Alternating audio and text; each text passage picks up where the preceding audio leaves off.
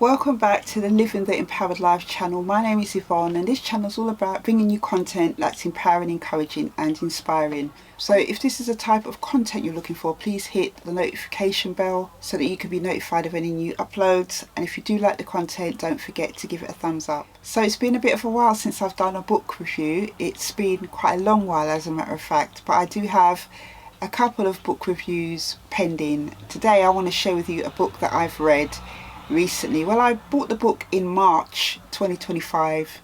It's called What's Your Dream by Simon Squibb.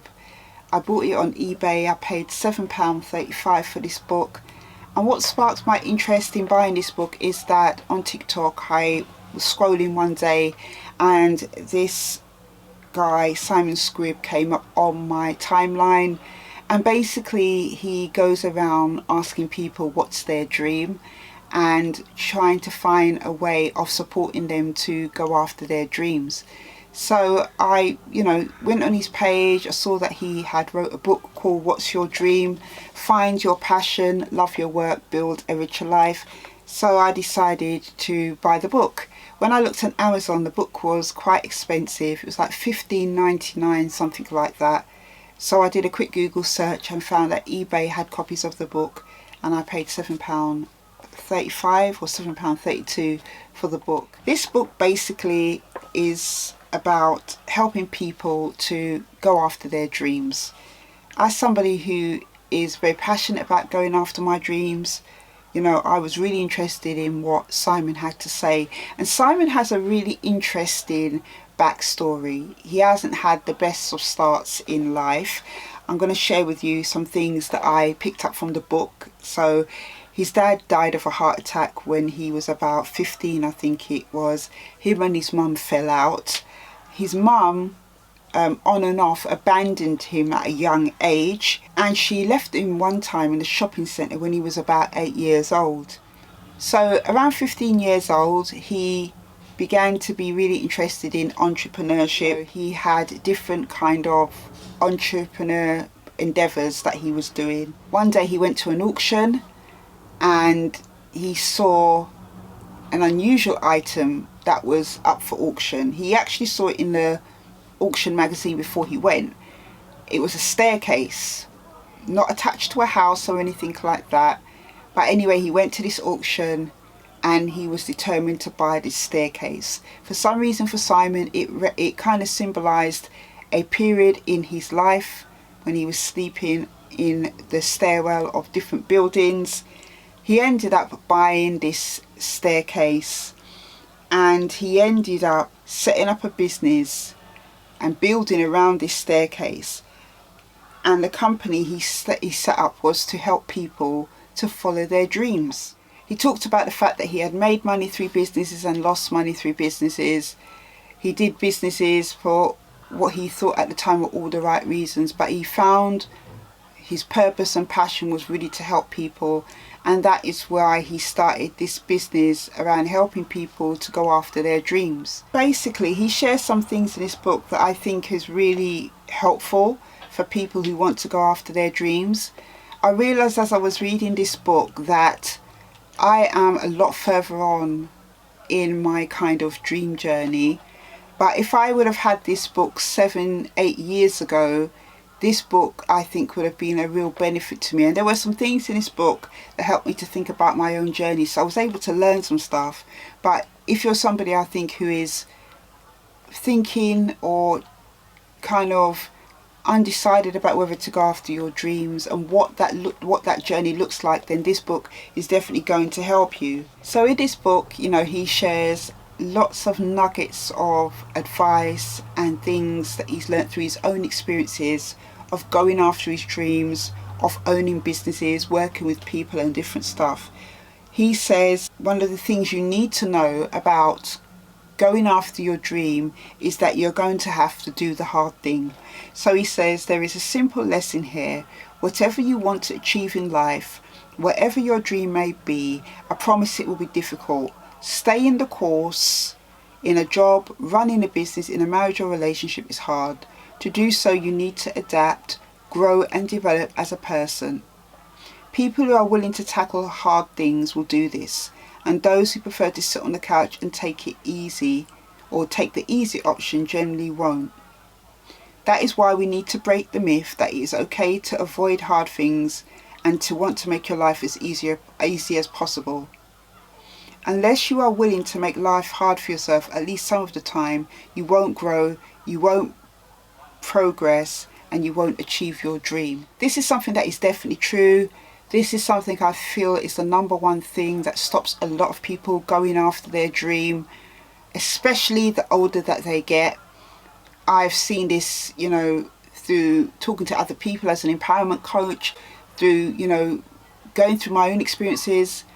A lot of people don't want the hard things. They don't want to do the hard things. The older they get, the more comfortable they want to be. The older they get, it's the less sacrifices they want to make. And not everybody's like that. The people that really want to do the hard thing and will be willing to do the hard thing in order to make a change in their life, are few and far between.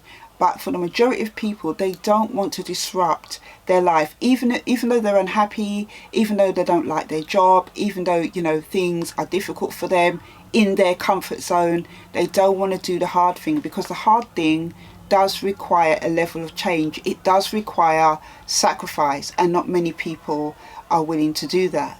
But that's something you do need to know, that if you want to go after your dream, it will cost you something to initially start. It will cost you something to go after it. You're not going to go after your dreams doing the same things that you're doing in your comfort zone. You're going to have to either stay in your comfort zone and don't go after your dream, or you're going to have to give up something to go after it. So that, I thought, was a really key piece of wisdom and advice that he gave there. The next thing I want to share with you is that he says a dream cannot be about material possessions. A lot of people will kind of name having material possessions as their dream, but then when they get it, they find it's not all it's cracked up to be. Simon talks about this, going through, when he first became a millionaire, having, all the kind of material things that come along with that lifestyle, the clothes, the cars, the lifestyle, all that stuff. He gives a kind of brief story about how he bought a Porsche, when he was really into material possessions, but ended up selling it, I think, 2 weeks later, because it wasn't all it cracked up to be. And this is a dream that he had for a very long time, that once he became rich or had the money, he would buy himself this specific Porsche. And it turned out that, when he got all the material things, including the Porsche, it didn't bring the satisfaction and validation that he thought it would. And that is what he's saying, that your dream has to be about something other than material possessions. Material possessions come and go, and I can agree with Simon to an extent. Although I'm not rich and stuff, there was huge parts of my life where I thought material possessions would satisfy something, and it didn't. And it's coming out of that mindset, which is very important, to realize that to have a dream, it has to be about something that is personal to you, but that can benefit other people. Lots of the dreams that he has given examples of in here, of people's dreams, is to do with making people's lives better in some way, shape or form, easier in some way, shape or form. So a dream can't be about those things. If you get your dream and those things come as a byproduct of that, that's very different, because you having your dream in the first place was about achieving something that was fulfilling for you, but also benefiting other people. So anything else after that is going to be a bonus. But if you're starting from the place of, my dream is to own a big house or to have a car, whatever, he's saying that you will find sooner or later that the dream's going to feel pretty shallow. Another thing that he shared here about the number one thing that holds people back from going after their dream, or something that can delay people going after their dream, is finances. He says that finances can hold you back. So for example, if you have debts, it may mean that you have to put your dream on hold for a little while and pay off your debts so that you'll be able to focus on your dream. And he says that rather than make that discourage you, you should make that be your motivation. And I think that is quite good advice. For me, the way that my dreams came about, God told me to step out of my job. It's something I talk about in my book, Into the Unknown. How God had been calling me for like a year and a half to step out of my job, even though I had financial commitments and things to take care of. My journey was one of faith, and I had to put a lot of faith in God to supply my needs. There were times where I was really, didn't have any money and things like that, but God is faithful and God helped me through those times, So for me, mine was more a faith journey, and for a lot of people that's their journey as well. But here he's talking from a more common sense viewpoint, and there's nothing wrong with that, because whether you are acting out in faith and stepping out of it and following your dream, or you're going through a common sense approach, it is wise to pay off your debts and pay what you owe. So he says, don't be discouraged if this is you, worrying about if you've got mortgage payments or you've got credit card payments and things like that that you owe. He's saying pay that off and let your dream and the promise of going after your dream motivate you to do it. Another interesting thing that he shared in this book is that the biggest barrier between someone and their dream is telling themselves they can't have it. So he kind of shares a story here of somebody who had a dream, and when he asked her why she hadn't gone after her dream, she was putting all these barriers in her way, saying that she needed to have a good salary, she needed to save, she needed to do all these other things before she felt that she could have her dream. And he was saying that this is a common thing that many people go through.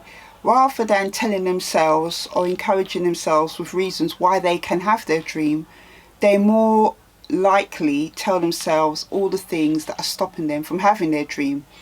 And he was basically saying that you need to kind of think about why you want your dream and think about ways that you can make it happen. And he shares some different things within the book about how to do that. A lot of it as well, he was saying, comes from a mindset of how people have been brought up, that as well dreams are for lazy people, for people who really, are not kind of tuned into life, that people need to have education and a stable job and do all the kind of things that society says that we should do in order to be responsible people. But no one really talks about the fact that, you can go after your dream. And that mindset, he says, is what keeps a lot of people stuck. As he says in this book, you have to take a risk.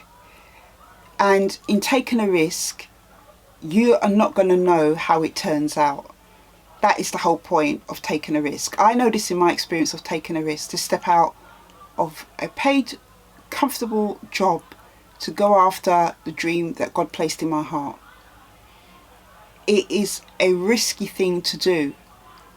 And in taking a risk as well, he shares that it might not work out. Things might go wrong. Failure might happen. But he says that you can learn from failure.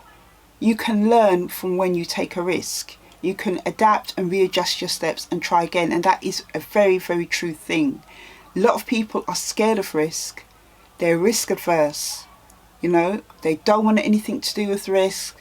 They want to know everything planned out in advance before they do it. But when you're going after your dream, it rarely works like that. I have found that myself. It doesn't work like that. You usually take a step out in faith, you take a risk, and if it works out the way you think it might work out, then okay, but usually it doesn't. Usually when you take that risk, you don't know what's going to happen, but whatever happens, you learn to readjust and move forward or recalculate, what you need to do. But risk is definitely important when you're going after your dream.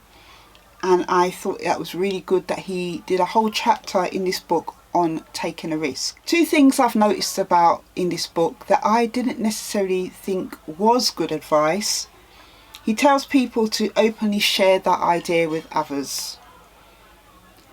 I am not open to sharing my ideas with people. I will be the first to admit that. I've had an experience before in things that I was doing when I was very young in my entrepreneurial journey. I'm now 7 years into, my company, Yimmy Empowerment, which is a personal development consultancy training media company. I, at the beginning of my journey, shared a couple of ideas I had with people. I lacked wisdom, and what happened is those people then tried to take those ideas and tried to run with them. Fortunately, it didn't work out the way that they thought it would work out, because there were certain little details that I didn't share. Not that I was doing it on purpose, I was just excited and just sharing the overall idea and they ran with it. But I don't think it's a good idea to share your ideas with people unless you are sharing your ideas with people who are trying themselves to follow their dreams. It is, for me, something that needs to be done with discernment. It's something that needs to be done with caution. You have to really think about who you're sharing your ideas with, because there are people out here, unfortunately, that rip off people's ideas. We see it all the time. We see it in newspapers as well. People have taken people's ideas and done things with it, and then they're taken to court and stuff. They try and tweak one little thing and then try and put it out there. So I don't think it's a good idea to share your ideas with everybody. There's another reason why I don't think it's a good idea as well, because a lot of people are not doing things where they're taking risk and going after their dream. That is another reason why I don't think it's a good idea to share, your dream ideas with people. A lot of people are living in their comfort zones. A lot of people will not understand why you want to do the things that you are trying to do. And if you are not confident, positive enough, or if you're vulnerable or at the beginning of your journey, it can discourage you. It will put you off. I had people tell me, why my idea wasn't a good idea, not openly supporting me and stuff, But I always knew that God had placed these dreams in my heart for me to do. And he had shown me through dreams, through, random people, that I was on the right path to doing the things that I was supposed to be doing. So after a while, I became quite unshakable in going after my ideas and going after my dreams. And even when I had the naysayers, it really didn't bother me, because I knew that I had got the approval of God to do the things that I was doing. I don't think necessarily you have to be freed in your finances to go after your dreams. There were things that I was doing to do with my dreams that even whilst I was paying off debts and doing different things like that, I was able to do small little things. So I think it just depends on the level and degree of your outgoings. Obviously, if you've got things that you can start to kind of make money from, which is something that he talks about in his book, you should start to get that up and running. That's something that I started to do in part before I left my last traditional paid job over 7 years ago. I was doing speaking events. I had written a couple of books. So I was able to kind of start to bring in little bits of money. Also as well, I was hired for training and stuff whilst I was, still in a paid job towards the end, I would say. And even though my level of income wasn't at the level of what I was getting in my paid job when I left, I felt confident enough to know that it would increase over time. So you can still make steps to work on your dreams, even though you might have financial commitments, and even whilst you might still be in a job. It's about taking that step and just trying to do the new things that you need to do for your ideas. Another piece of not so good advice that Simon gave, in my opinion, is he says at some point, telling your boss that you're going to quit your job to follow your dream. I am saying this from just knowing what I know, from my experience of being in the workplace.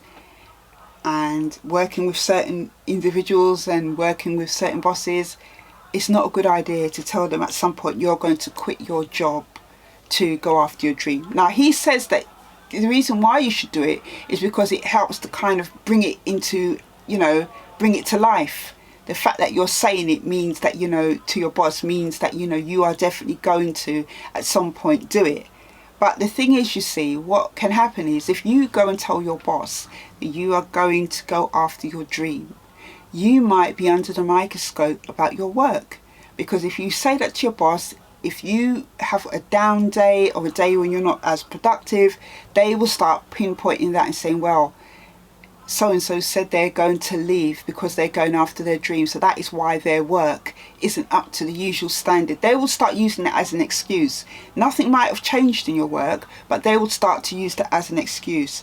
I would never tell my boss or anybody I was working with that I am going to eventually quit to set up my own thing. What I did is that I quietly did what I had to do in the background whilst I was working, and when I felt that it was time for me to leave, I just told my boss I'm handing in my resignation, told a few colleagues that I got on with that I'm leaving, and by that point I'd already given him my notice.